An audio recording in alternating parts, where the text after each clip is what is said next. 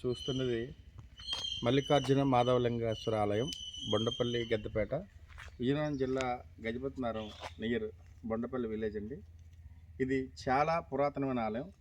కొన్ని వేల సంవత్సరాల క్రితం ఆలయం. ఇక్కడ శివుడు స్వయంభూగా వెలిసాడనేది ఇక్కడ జనాలు విశ్వసించేది. రెండవది ఏంటంటే, ప్రతి సోమవారం ఇక్కడ అన్నదానం జరుగుతుంది. కార్తీక మాసాలు పవిత్ర దినాల్లో సుమారు 5-6 వేల మందికి అన్నదానం జరుగుతుంది.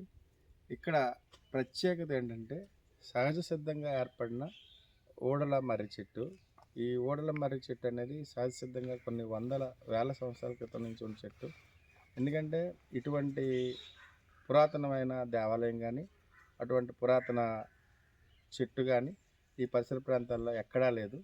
ఇక్కడ ఈ ఆలయం కానీ, ఊరు పెద్దలు కానీ, ఈ గ్రామస్తులు కానీ అందరూ కూడా సహకరించి ఈ ఆలయాన్ని అభివృద్ధి చేస్తున్నారు.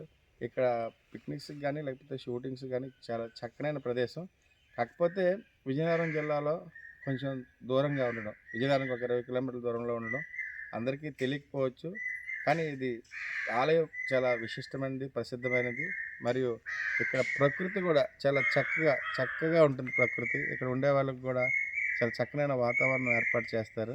అన్నిటికన్నా ఇక్కడ మల్లికార్జున మాధవలింగేశ్వర స్వామి కోరిన కోరికలు నెరవేరుస్తాడని ఇక్కడ ఈ చుట్టుపక్కల ప్రజలందరూ పూర్తి విశ్వాసం, నమ్మకంతో ఉంటున్నారు.